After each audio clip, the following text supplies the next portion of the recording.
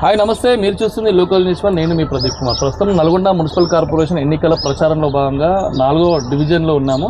ఇక్కడ దాదాపు 2700 ఓటర్లు నమోదు చేసుకోబడినారు. ఇక్కడ కాంగ్రెస్ పార్టీ, బీఆర్ఎస్, మిగతా కొంతమంది ఇండిపెండెంట్ కూడా పోటీలో ఉన్నట్టు తెలుస్తుంది. ఇక్కడ మన కాంగ్రెస్ పార్టీ అభ్యర్థి మనతో ఉన్నారు. సో వారి బాబాయ్ బోగరి ఆనంద్ ఇక్కడ గతంలో కౌన్సిలర్గా పనిచేసినారు. వారి కుటుంబ సభ్యురాలు వైష్ణవి కౌన్సిలర్గా కార్పొరేటర్గా పోటీ చేస్తుంది. సో ఈ నేపథ్యంలో వారికి ఎలాంటి ప్రచారంలో ఎలాంటి స్పందన వస్తుంది, వారు తీసుకోబోతున్న అభివృద్ధికి సంబంధించిన మేనిఫెస్టో ఏ రకంగా ఉంది, వారిని తెలుసుకునే ప్రయత్నం చేద్దాం. ఆనంద్ గారు నమస్కారం. సో ఇప్పుడు గతంలో ఇక్కడ మీరు ఇదే వార్డు నుంచి కౌన్సిలర్గా పనిచేసినారు. సో ఇప్పుడు మీరు మళ్ళీ ప్రచారానికి వెళ్తున్నారు. ఈసారి కూడా కాంగ్రెస్ పార్టీ టికెట్ మీ కుటుంబ సభ్యులకే వచ్చింది. ప్రజల నుంచి ఎలాంటి స్పందన వస్తుంది? మంచి స్పందన ఉంది సార్. మా కోమరెడ్డి వెంకరెడ్డి గారు ఆశీస్సులతోటి, మా ఇన్ఛార్జి మాజీ జడ్పీటీసీ గారు రామన్న గారు, పాషం సంపారెడ్డి గారు, ఇబ్రాహిం గారు, ముత్తోని శ్యామన్న గారు, జుకూరు రమేష్ అన్న గారు అందరు కూడా మాకు వార్డుకి ఇన్ఛార్జ్ ఇచ్చారు. ఆల్రౌండ్ మాకు 55 కోట్లతోటి మంత్రి గారు ఆల్రౌండ్ 2 కోట్లతోటి రామ్నగర్లో ఆల్రౌండ్ వర్క్ స్టార్ట్ చేసాం. అది కంప్లీట్ అయింది. దాదాపు ఇంకా 10 కోట్ల పని మా వార్డులో ఉన్నది.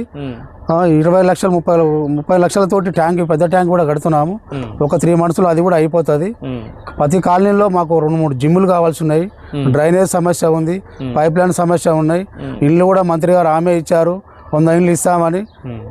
మొత్తం కూడా అది మంత్రి గారి ఆదేశాల మేరకు ఖచ్చితంగా పబ్లిక్ ఏ ఇబ్బంది లేకుండా అన్ని హామీలు చేస్తున్నాము. ఎలాంటి స్పందన, మంచి స్పందనతో ఉన్నది. భారీ మెజార్టీతో గెలవబోతున్నాం సార్. ఇప్పుడు ఏదైతే చెప్పినా మిగిలిన పనులు అయితే ఉన్నాయో ఇవన్నీ కూడా గతంలో పనిచేసిన కౌన్సిలర్ చేయలేదు. ఇప్పుడు బీఆర్ఎస్ పార్టీ అభ్యర్థిగా పోటీ చేస్తున్న క్యాండిడేట్ ఉన్నారు. ఇవన్నీ ఆయన చేయలేకపోయినాడు కాబట్టి ఈసారి మేము గెలవబోతున్నామని బయట ప్రచారం చేస్తున్నారు. తప్పు, రాంగ్ డెసిషన్ అది.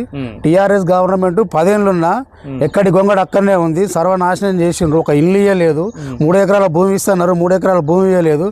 అత్తో స్టాడప్ అంతా అల్లుడు వస్తా ఉంటాడు, మామ వస్తా ఉంటాడు, గొర్రెలు అన్నారు, బర్రెలు అన్నారు, నక్కలు అన్నారు. నక్కలు లేవు, కుక్కలు లేవు, గొర్రెలు లేవు, బర్రెలు లేవు, ఏం లేవు సార్. ఏం చేసిర్రు? ఒక మామూలు సామాన్యం కూడా ఏం సేవ చేసింది లేదు. దళిత బంధు అన్నారు. ఎవరికి ఇచ్చారు చెప్పండి మీరు? దళిత బంధు ఎవరికైనా ఇచ్చారా సార్? వచ్చినాయా? డబల్ బెడ్రూమ్ ఇల్లు అన్నారు, ఇచ్చిరా సార్? పంచరైంది ఎవరికి? మా గవర్నమెంట్ వచ్చినాక మళ్ళీ లేపితే పెచ్చలు లేచిపోతున్నాయి సార్. అవి కాంట్రాక్ట్ చేసిన బిల్డింగ్లు అవి. ప్రధానంగా ఇప్పుడు 4వ వార్డులో మీరు చెప్పిన సమస్యలు కాకుండా ఇంకా అంటే ఎందుకంటే ఇప్పుడు శివారు ప్రాంతంలో ఇప్పుడు కొత్తగూడెం కానీ, రామ్నగర్ కానీ, హ్యాపీ హోమ్స్ కానీ, డ్రీమ్ హోమ్స్ ఇంతవరకు పెద్ద డివిజన్ ఇది. సో ఇక్కడ ప్రధానంగా మీరు ప్రజలకు ఇచ్చే హామీలు ఏంటి? డబుల్ బెడ్రూమ్ ఇల్లు 100 ఇల్లు హామీ ఇచ్చినాం సార్. ఓకే. ఆల్రౌండ్ 25 ఇల్లు వచ్చినాయి, స్టార్ట్ అయినాయి, నడుస్తూనే ఉన్నాయి, దగ్గర పడ్డాయి అవి కూడా. ఓకే. నెక్స్ట్ ఏంటంటే ఈ కాలనీలో పైప్ లైన్ సమస్య ఉంది, కొద్దిగా కరెంటు సమస్య ఉంది. అది కూడా మంత్రి గారు హామీ ఇచ్చారు. నెక్స్ట్ మంత్లో అయిపోతాయి. మనకు డ్రీమ్ హోమ్స్లో కూడా కొద్దిగా జిమ్ కావాల్సి ఉండే, అవి కూడా ప్రాబ్లమ్స్ అన్ని హామీ ఇచ్చాం. అవి కూడా అతి త్వరలో అయిపోతాయి. ఎలాంటి ఇబ్బంది లేకుండా మంచి స్పందనతోటి భారీ మెజార్టీతోటి గెలవబోతున్నాం. రానున్న ఈ మున్సిపల్ కార్పొరేషన్ ఎన్నికలకి మీ ప్రచార ప్రణాళిక ఏ రకంగా ఉండబోతుంది? మంచి అభివృద్ధి స్పందనతోటి చేద్దామని చూస్తున్నాం సార్. ఎక్కడ కూడా ఎలాంటి ఇబ్బంది లేకుండా డ్రైన్లు కానీ, సీసీ రోడ్లు కానీ, కొన్ని ప్రణాళిక ఏ రకంగా ఉండబోతుంది? ప్రచార ప్రణాళిక ప్రజలకి ఏ రకంగా వెళ్ళబోతున్నారు?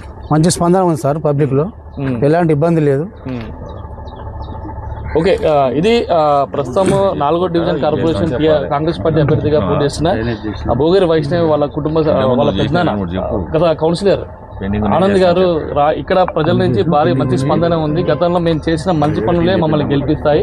మంత్రి కోమటిరెడ్డి వెంకటరెడ్డి అండతోటి రానున్న కార్పొరేషన్ ఏర్పడింది కాబట్టి భారీ నిధులు సేకరించి 4వ వార్డుని అభివృద్ధి పదంలో తీసుకుపోయే ప్రయత్నం చేస్తామని చెప్తున్నారు. సో చూడాలి ఆ విజయం వారి వైపు ఉందా లేక వాళ్ళ ప్రత్యర్థుల వైపు ఉందా చూస్తూనే ఉండాలి. సో చూస్తూనే ఉండండి. నేను మీ Pradeep Kumar, local news sign of.